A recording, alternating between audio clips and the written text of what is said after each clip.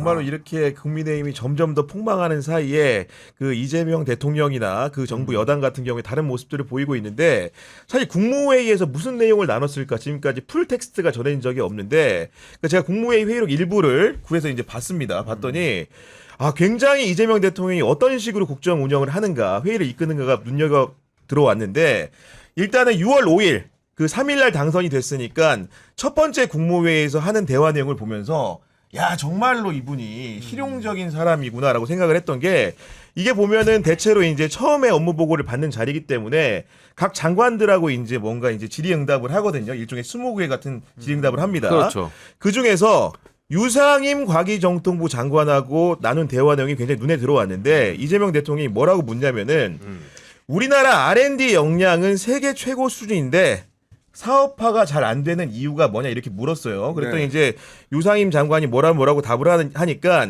이재명 대통령이 뭐라고 얘기를 하냐면은 근본적인 원인은 행정 편의주의 때문인 것 같다. 왜냐하면 국가 R&D라는 게 기본적으로 이제 필요한 연구를 해야 되는데 성공하기 위한 연구를 한다는 거예요. 무슨 얘기냐면은 기본적으로 이번에 R&D에서 사업을 따가지고 성공하지 못하고 실패하는 결과를 가져가면 다음에 R&D를 따기가 어려운 구조라는 거예요. 그러니까 성공하는 연구만 계속하고 실패하고 도전한 연구는 꺼린다. 이런 얘기를 하면서 앞으로는 R&D의 사업 계획을 바꿔봐라 이런 말을 하더라고요. 그러니까 이거는 이재명 대통령께서 그 행정의 기본부터 체화되신 분이기 때문에 그러니까 성남시장, 경기지사, 그리고 국회의원, 그리고 당대표, 그리고 이번 대통령 자리까지 가신 거잖아요. 그러니까 이 행정의 비효율과 행정의 모순을 있는 그대로 알고 있는 거죠. 그 말씀이 너무 중요한 게 아니 보통 우리가 혁신이라는 게 100번 시도해가지고 한 번 성공했을 때 그때 혁신이 나오는 그렇지, 거거든요. 네. 그럼 그 한 번의 성공이 진짜 30년을 매겨 살리는 겁니다. 맞아요. 근데 우리나라는 그 성공을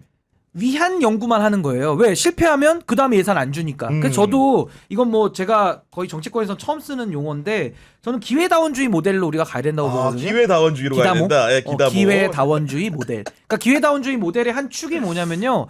완벽한 사회 안전망이에요. 그러니까 누구나 기회를 실질적으로 향유할 수 있는 그런 사회로 가야 되는데 이 R&D도 마찬가지죠.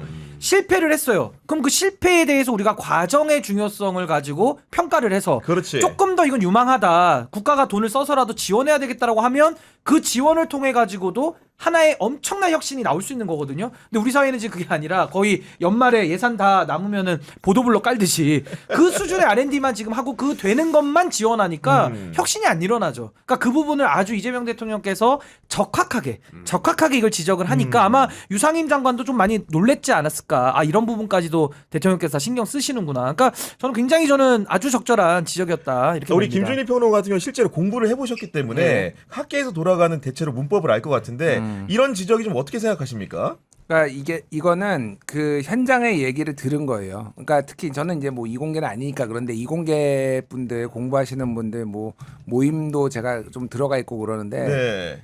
그러니까 이 우리나라의 이제 연구의 가장 큰 문제가 이 행정 편의주의가 좀 있어요. 그러니까 말씀하신 대로 이게 공무원들 입장에서는 우리가 돈을 지원을 했는데 무슨 악의가 있는 게 아니라 근데 이제 이게 성과가 안 나와. 결과물을 그러면 없어. 이제 국정감사에서 지적을 받는 거야. 이거 왜 이렇게 성과 안 나오는 거를 몇 년째 하고 있냐라고 하면은 이제 이 사람들 입장에서 보수적이 될 수밖에 없는 거죠. 그러면은 이거에 대해서 되는 거 위주로 하고 이게 또 문제가 뭐냐면은 작은 단위로 쪼개요. 너무 많이 그러니까 이거를 여러 명한테 준 큰 돈을 만약에 누구한테 주면은 이거 야 카르텔 있는 거 아니야? 뭐 이러면서 의심을 받으니까 굉장히 잘게 그 액수를 쪼개가지고 단기로 해가지고 이미 사실상 성공한 프로젝트에 하면은 거기에서 또 누가 따먹어서 또 이거 몇 개만 뭐 바꿔가지고 이렇게 보고서 올리고 이런 관행들이 좀 있었어요. 전체가 그렇구나. 다 네. 그런 건 아닌데 그러니까 이제 과학자들이 얘기를 하는 거는 실패할 수 있고 이거 장기 프로젝트로 좀 해주고 근데 윤석열이 오히려 그런 얘기들이 계속 있었는데 윤석열이 오히려 야 이권 카르텔이야 1년 단위로 보고해. 이게 윤석열은 심지어 1년 단위로 보고하게. 그러니까 반대로 지금 가야 된다는 거 아닙니까? 그러니까 이게. 난리가 났잖아요. 네. 그러니까 예산 삭감 20 거의 16%한 다음에 그 다음에 1년 단위로 보고하라고 하니까 더 난리가 난. 그러면 1년 단위로 뭐가 성과가 나와야 되냐? 과학 연구란 게 그게 어떻게 그렇게 됩니까? 그러니까 이거는 그러니까 이재명 대통령이 그 후보 시절이든 뭐 네. 대표 시절이든 충분히 경청을 해가지고 한 얘기다. 그래서 사실은 아주 새로운 얘기는 아니에요. 근데 대통령이 이런 디테일까지는 사실 모를 수가 있죠. 근데 그러니까, 이게 네. 윤석열이 그동안에 해왔던 거 보면 뭐 검사 출신들이 유능하다? 내가 해봐서 다 안다? 수사를 뭐 해봤어. 교육 수사해보면 교육 전문가라고 오해하고 있는 거예요. 아니 진짜로 조국 수사한 다음에 교육 전문가라고 했잖아 그때. 그러니까 그래서 막 수능 문제도 왜 이렇게 어려운 거야? 말로 자기가 막 풀어보고 다 틀릴 것 같이 생겨가지고 이런 게 정말 모순이었고 아니 저는 이번에 우리 비 왔잖아요. 지금 비 오면서 사실 서울도 그래요. 이게 배수가 잘 안 돼가지고 막 물이 막 도로 위에 가득히 떠 있고 막 신발도 젖고 막 이러거든요. 네. 근데 저는요 이재명 대통령 이 부분도 저는 좀 칭찬해드리고 싶은 게 안전에 대해서도 그때 뭐 우수관 같은 거 점검하고 했던 것도 상당히 우리가 좀 이런 것까지 점검을 하시는구나 놀랬지만 또 하나는 이게 있어요. 우리 그 예를 들면 시청에 부서들이 여러 개 있잖아요. 그럼 보통 승진해서 뭐 예를 들어 구청이라 치면 부구청장 누가 합니까? 다 그 조직 중에 가는 데가 정해져 있어요. 어디 갈까요? 뭐 기조실이나 아니 공보실이나 이런 데서 티나는 일 한 사람들이 성과 해가지고 그 사람들이 보통은 과실을 다 독점하거든요. 근데 안전을 그 담당하는 부처는 그 국 같은 데는 안전이라는 건요. 매일 가서 점검해도 사고 안 나면 그게 성과인 거예요. 티도 안 근데 나. 사고 났을 때는 그냥 대박으로 이거는 그렇죠. 책임을 독박 쓰는 구조거든요. 그렇지. 그럼 이분들이 일할 만 나겠습니까? 맨날 승진해서 배제돼 있고 티가 안 나. 진짜 티가 안 나는 거예요. 근데 이재명 대통령은 아마 그 안전 업무에 얼마나 많은 인력이 필요하고 이게 들어가야 국민들이 안전하다라는 거 이분이 아시는 것 같아요. 그러니까 앞으로도 이런 식의 아예 개념 자체를 좀 바꿔야 된다. 그러니까요. 저는 네. 승진하는 거 보면은 항상 그 잘 되는 자리들이 있어요. 그러니까 다 거기 가려고만 사람들이 노력을 하고 안전이나 이쪽은 완전히 소홀해지면서 오히려 이게 국민들에게도 피해로 오거든요. 그러니까 전 이런 식으로 좀 행정의 패러다임도 아예 좀 근본적으로 좀 바뀔 필요가 있다. 기준이 달라져야 되는 거예요. 그래서 기준이. 이제 정확히 기억은 안 나는데 산불 관련해 가지고 오히려 그렇게 크게 산불 나면은 오히려 승진한다 뭐 이런 거 제가 기사를 본 것 같은데. 역설적으로. 네, 역설적으로. 네. 네. 뭐 그런 상황도 당연히 있는 것이고. 그러니까 티가 안 나는 네. 업무에 대해서도 값어치를 좀 부여해주는 이제 그런 게 아마 행정 업무를 안 해본 사람은 잘 모를 거예요. 해봤기 때문에 또 이해가 깊으신 거 아닌가. 아니 그리고 제가 국무회의록을 읽다 보니까 어떤 생각이 드냐면은 왜 송미령 농식품부 장관이 유임했는지를 알겠더라고. 희망법. 그러니까 기본적으로 이제 그 장관들을 첫날이기 때문에 일종의 테스트해보는 기분이 좀 들었거든요. 그러니까 장관에 대해서 집중적으로 질문을 던지고 답변을 어떻게 하는지를 본 것 같아요. 네. 그래가지고 이제 돌발적인 질문을 송미령 장관에게는 어떤 걸 던졌냐면 이렇게 얘기합니다. 이재명 대통령이 작년인가 재작년인가 사과값이 한 개에 10,000원이나 하던 때가 있었는데 사과값이야 생산 부족에 따라서 그럴 수도 있는데 사과값이 오르니까 옆에 토마토 바나나 가격도 오르던데 왜 그런 거예요? 이렇게 물어본 거야 송미령한테. 근데 송미령이 뭐라고 답했냐? 지체 없이 과일은 대체 소비 관계들이 있어서 어느 하나의 가격이 올라가면 다른 것들의 소비가 튀니까 좀 올라가는 측면이 있다 이렇게 답을 한 거예요. 그러니까 또 바로 다음 테스트 들어갑니다. 뭐라고 얘기했냐면은 산지의 한우 가격이 떨어지면 도매가가 떨어지고 도매가가 떨어지면 당연히 소매가도 떨어져야 되는데 매년 변동이 없다고 하는데 그 이유가 뭡니까? 이렇게 또 하나 질문이 갑니다. 그랬더니 송미령 장관이 기본적으로 한우의 유통 구조 자체가 독점까지는 아니지만 공급자가 시장을 주도할 수 있는 과점 구조입니다. 저희가 최근 서로의 불만을 줄이기 위해서 추진하고 있는 것이 소를 기르는 시간을 좀 줄여가지고 생산지도 생산 비용을 줄이고 소비자는 싸게 한우를 드시는 방안들을 유도해 가고 있다고 말했는데 그러면서 질문에 대해서 답변만 한 게 아니고 이렇게 해법도 가지고 있습니다 하니까 이재명 대통령이 한방 웃음을 지은 겁니다. 이게 보니까. 그러니까 이 송민영 장관이 뭐 이래저래 욕도 많이 먹고 그러는데 이분이 그 전에 장관 되기 전에 뭐 어디 있었냐면은 농촌경제연구원 연구원 여기에 출신이구나. 1997년에 입사를 해가지고 네. 27년 동안 했어요. 그러다가 장관이 된 거예요. 그러니까 농촌 경제만 27년 동안 판 사람이야. 비전공을 물어보는 아니, 그러니까 당연히 그러니까 네. 이게 사실은 좋은 거예요. 왜냐하면은 그거를 뭐 꼭 이렇게 연구원이나 박사가 할 필요는 없지만은 이거에 대해서 잘 아는 사람이 온 거잖아요. 그러니까 네. 이게 이제 정권에 따라서 뭐 이렇게 좀 뭐 여러 가지 다 의견이 다를 수 있지만은 이 사람은 그냥 많이 아는 사람이야 실제로. 그러니까 그 거기에서 답변이 술술 나오지. 부원장까지 했거든. 부원장까지. 그러니까, 네. 그러니까 이게 당연히 답변이 잘 나오는 거고 이제 그거를 높이 평가한 것 같아요. 그래서 뭐 이거는 당연히 이제 앞으로 어떻게 여러 가지 어려운 정치적인 문제가 있을 거예요. 예를 들면은 트럼프가 지금 쇠고기랑 쌀 지금 지금 개방하라고 지금 압박하고 맞아요. 있잖아요. 네. 그러니까 이거를 이제 또 여기에서 거기서 직접 뭐 들어가진 않겠지만 여러 가지 이해관계 조정을 해야 되는 거라서 그런 정무적인 역할까지 잘할 수 있는지를 좀 지켜봐야 될 것 같아요. 네, 예. 말씀대로 진짜 시험되는 지금 이제 한미 간의 관세 협상이 진행 중이기 때문에 특히나 협상 카드로 아까 말했던 그 하필이면 소고기가 나와 있고 하필이면 아까 말했던 사과가 나와 있습니다.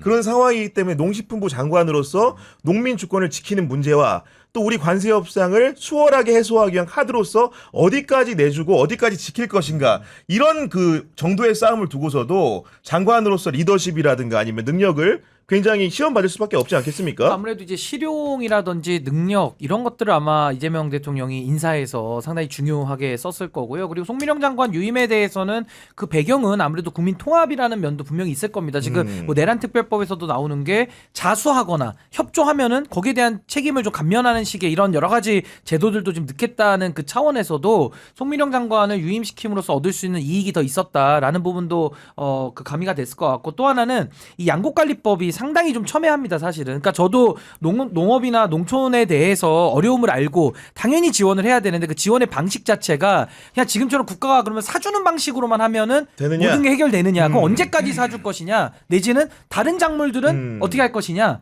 다 어려운 게 많으니까 그렇죠, 거기다가 네. 쌀 소비가 식습관이 바뀌어서 지금 그냥 줄고 있어요. 근데 쌀 생산은요 거의 99%가 자동화돼가지고 굉장히 생산량은 늘어나고 있거든요. 또 품종 개량도 돼가지고 그러면 이 괴리와 간극을 어떻게 줄일 것이냐 여기에 대해서도 아마 이재명 대통령이 양곡관리법에 대해서도 뭔가 송민영 장관이 갖고 있는 그 반대 논리 조금 더 보완해야 될 필요성도 네. 저는 한번 또 고민했던 거 아닌가 이런 생각도 좀 들기 때문에 어쨌든 뭐 관계 그 영역에 또 전문가기도 하고 또 생각해보면 대답을 또 잘했네요. 잘했죠. 적극하지 네. 몰랐기 때문에 네. 네, 상당히 또 그런 능력을 보여준 거 아닌가 싶습니다. 그리고 이제 6월 5일 날 국무회의 있고 나서 또 6월 10일 날 국무회의가 한 차례 더 열렸는데 그날 회의록을 봤더니 그날은 가장 중요한 안건이 뭐였냐면은 그 3대 특검 이 안건으로 올라오거든요. 근데 우리가 지금까지 어떤 보도를 통해서도 그 찬반 토론이 좀 어떤 방식으로 진행됐는가 사람들이 모르는 분들이 많은데 제가 봤더니 역시나였습니다. 누구예요? 우리 이진숙 방통위원장 주무부처 위원장이 아님에도 불구하고 의사 발언을 신청해가지고 뭐라고 얘기했냐면은 대통령께서 통합의 정치를 하시겠다고 밝히셨다. 그러나 특검을 추천하는 당사자가 민주당과 조국혁신당에서 추천하고 국민의힘은 배제가 되는데 정치 보복으로 볼 수 있다고 생각했다. 이런 얘기를 용감하게 스타트를 끊었더라고요. 그러니까 이게 자기 정치예요. 그러니까. 사실. 그러니까 이게 국무회의 정규 멤버가 아니고 배석하는 배석자입니다. 네. 배석자고 발언권은 물론 이제 대통령이 주면은 하지만 일반적으로 본인의 의견을 이런 식으로 얘기하지 않아요. 서울시장도 예를 들면 배석할 권한이 있는데 서울시장이 뭐 국무회의 가서 이래라 저래라 하지 않거든요. 안 하죠. 네. 본인과 관련된 사안 이런 것만 얘기를 하는데 아니 이게 뭔 상관이야? 그러니까 니랑 뭔 상관이 있는데 도대체. 그러니까 게다가 이게 사실은 이진석은 굉장히 좋아할 거예요. 이런 보도가 나옴으로 해서 자기 진영에 그렇지. 야 내가 이거 처음부터 총대 맸어. 총대 메고 이렇게 막으려고 얼마나 노력했는지 알아? 이렇게 굉장히 기뻐하고 있을 겁니다. 이진숙은. 완벽한 자기 정치네. 국민의힘 빌런. 국민의힘 배제돼 있다고 이야기한 것 정치 자체가. 보복이라고 하는 데다가 더 웃긴 분은 제가 읽어보니까 김영호 통일부 장관 정말 강적이었는데 이분이 뭐라고 얘기하면 특검법을 보면 중간 브리핑 제도가 있다. 수사 과정에서 국가 기밀과 관련된 내용이 대외적으로 공개되는 경우 여기부터 이해가 안 돼.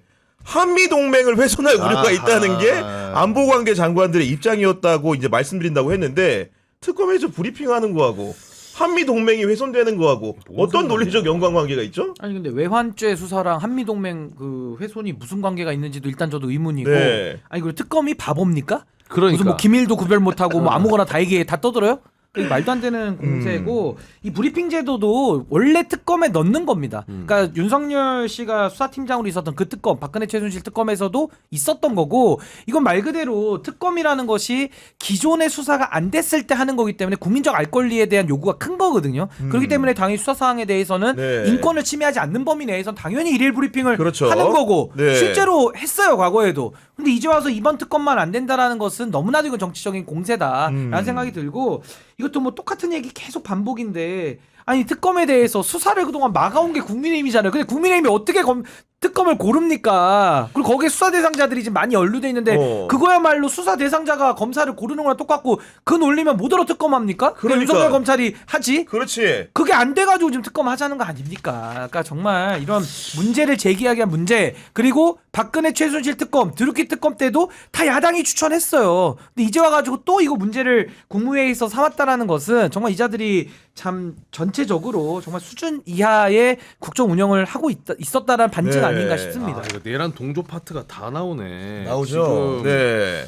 법무부, 국방부도 다 얘기했네요. 그리고 예를 들면은 저는 개인적으로 이 주무부처인데 장관이 없어 차관이 나온 건데 김서구 전 차관의 발언은 사실은 마치 한치 앞을 내다본 것처럼 쉽게 얘기해서 특검이 박정훈의 억울한 그 죄과에 대해 가지고 공소 취소를 한 부분이 있지 않습니까?